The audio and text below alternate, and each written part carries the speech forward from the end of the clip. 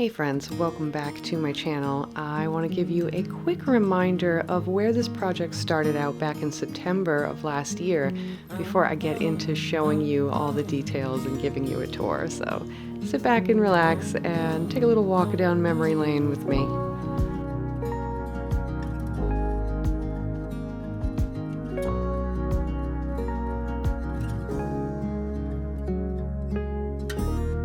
I've been acting like a wild man, sleeping like a child. You're so luminous and vibrant. I'm always in bloom for you. Always in bloom. Always in bloom for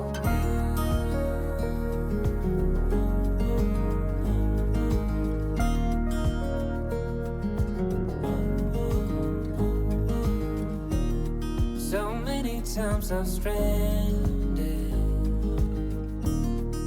a castaway on unknown shore, although a stranger in this continent. I'm always in bloom for you. Always in bloom. Always in bloom for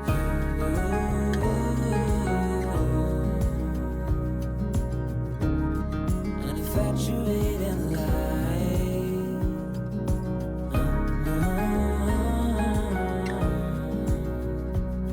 Although it hurts me to be with you, I'm always in bloom. Always in bloom for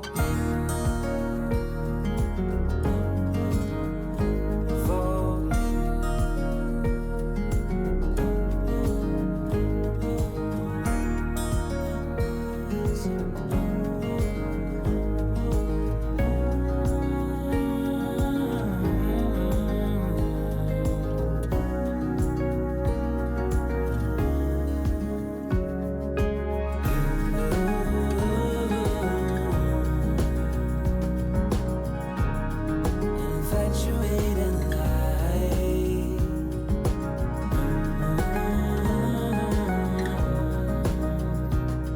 Although it hurts me to be with you, I'm always in bloom. Always in bloom for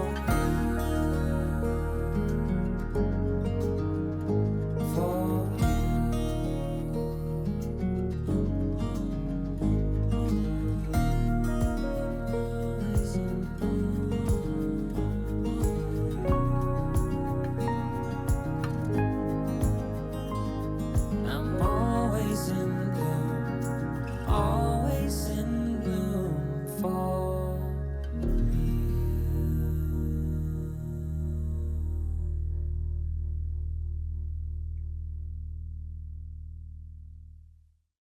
Today I get to show you something very exciting.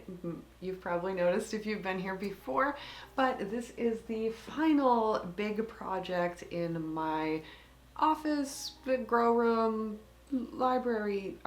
It's an adult room. I will give you a nice little bookshelf tour right after we're done talking here, and I will show you all the little bits and bobs I've decided on for now. I'm sure I'm going to rearrange this a bunch. Right now, sort of just testing the weight out, see how it handles just being screwed into the studs. I didn't end up using any wall anchors for this. My house is almost 100 years old, so what we have on the walls is lath and plaster.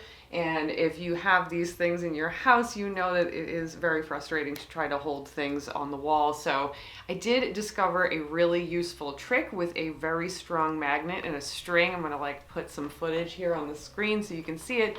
Very simple. You just drag it along the wall, and where all of the lathe boards are nailed into the studs, the magnet will stick to the, to the wall, because that's where all the screws are.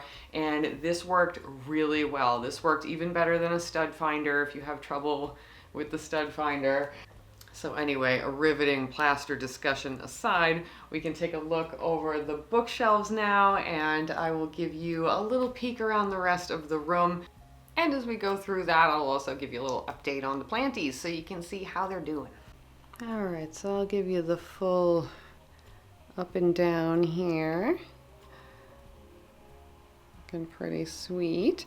So the idea over here, I'm going to put some more full spectrum bulbs in here so that they are actually plant lights as well. Right now I'm using this as a hair light for video, so we can actually I can put that somewhere else for now. There we go. We'll start up at the top here. That's my Nana and Grandpa. That's the Nana that was very into gardening and plants. So she's hanging high up here on the shelves with some of my vintage cameras. And right here we have my dead cat. So she's just hanging out on a shelf where she liked to be when she wasn't dead.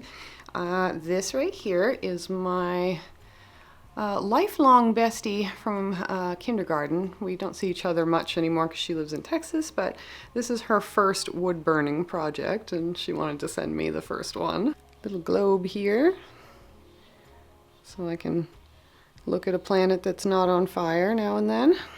Then I've got this cool little mermaid statue, and then we've got some books. I have some more vintagey books over here. These are very cool. These came from a friend of mine. She sent them to me like out of nowhere. So very cool. As well as a few other ones too. I actually picked this up at a used bookstore last year when Mike and I went up to Maine.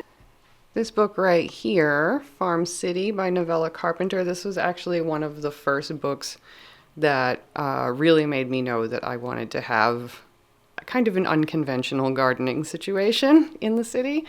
It was really, really inspiring book. I liked it a lot. So if you've never read it, definitely check it out. These down here are the beautiful vintage books that my daughter found me. She gave them to me for Christmas this year, and she actually picked them up at 2 different thrift stores, which is really cool. This one right here is more of a houseplant book, and this one is more of an outdoor gardening book. Really excited to have those. And then I've got my little Pilea pepermioides over here, which has recovered quite nice. That thing was a hot mess a few months ago. And like I said, these will eventually have plant lights in them, and I may even just get a clip-on grow light just to hang out over here on this side so that I can have more plants on my shelves eventually, but I just don't want the plants to suffer. Random little quartz. Got those all over the house from my years of working at an occult bookshop when I was young. This awesome little funky statue thing at Michael's on clearance this year, and this antler right here I actually found out in the mountains when I was in Montana in high school. I stayed at a dude ranch and rode horses through the mountains, and as somebody who's terrified of heights, it was a terrifying experience, but one I'm very glad I had. This is actually, I believe, the first vintage camera that I ever purchased. And you can see if I can get this to work. This is how they would look at the picture over the top here. Cool, right? Here is a another little plant here. This is my Syndapsis trubii, I believe, right? Moonlight. And then down here, I have my little stack of like YouTuber books. This is like motivational pile for me because eventually I do want to write a book so that my writing degree feels like it has some kind of purpose. But also because I would really like to write one. So I've got Summer's book, we got Becca's book, Liz Zorab's book, we have Gary from The Rusted Garden, and of course Kevin from Epic Gardening. I've got a little stool tucked back here just with my speaker and the remote for my candles because we are not trying to burn the house down, so we've got some LED candles here. And then you guys saw me make this glass frame that humidifier needs water. You can see the glass frame where I put the pressed flowers from the spring. So now that I have a better pressed flower setup, I'm going to do a lot more this year and hopefully have something like that for every year that I garden. Up here, just some odds and ends. Got a little plant. I believe this came from a friend as well. I think this came from Christy. So I have that up here, and then just this little Scully from the dollar store. This I think is for wine. Y'all can correct me if I'm wrong. I believe this is for wine, like you'd put a wine bottle in there, but for me, I was like, this looks like something you would cut flowers with, so I got it at the Thrifty, and now it's just right there. My daughter also found this for me at the Thrifty, so now that's up there in a nice little spot. It's got my aloe. Half of that aloe is from that friend who made me that wood burning, and some of it is also from my grandmother's aloe plants. This is another cool little thrift find that my daughter gave me for a Christmas gift. She always gives me these really cool old things. So I actually have that in here as a little mini bookshelf for the books that were a bit heavy for the shelving up there. It's got all my Florette books. Mike just got me this one for Christmas. Got our Dr. Hessian books and all of my herbalism books in there as well. Mike also got me this one right here for Christmas. And then if we swing around, you guys saw me do the gallery wall. I need one more piece of art for up there, which I have my eye on something on Etsy. So as soon as I'm a little less broke, I will order that and finish up this wall. It's got all kinds of odds and ends. This also came from the trip to Maine last year with Mike. This place, Snug Harbor Farm, they hand throw all of these little pots. So you can pick up a little souvenir pot while you're up there, which I did. My friend Julie actually painted this.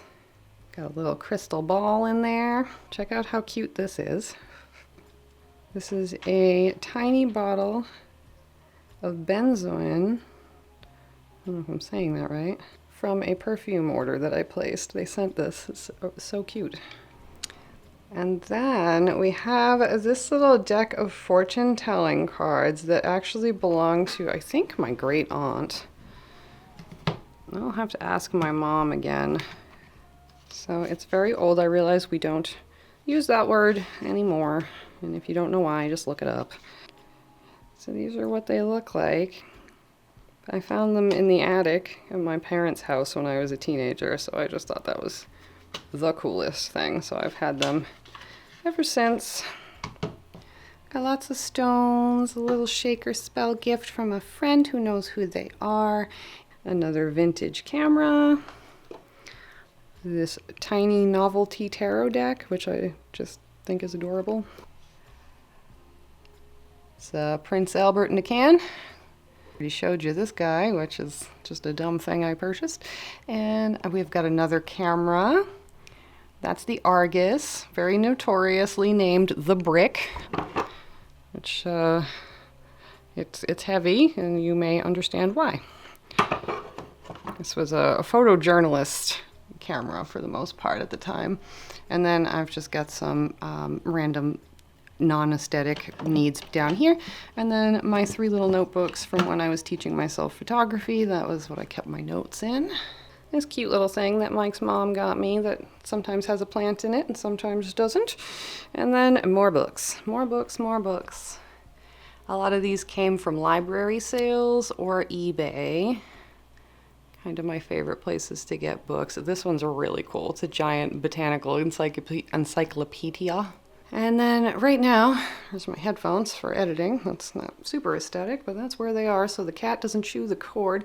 Here is a little GE plant light just sitting inside of a $6 clip-on work light, maybe $8, between $6 and $8, I can't remember.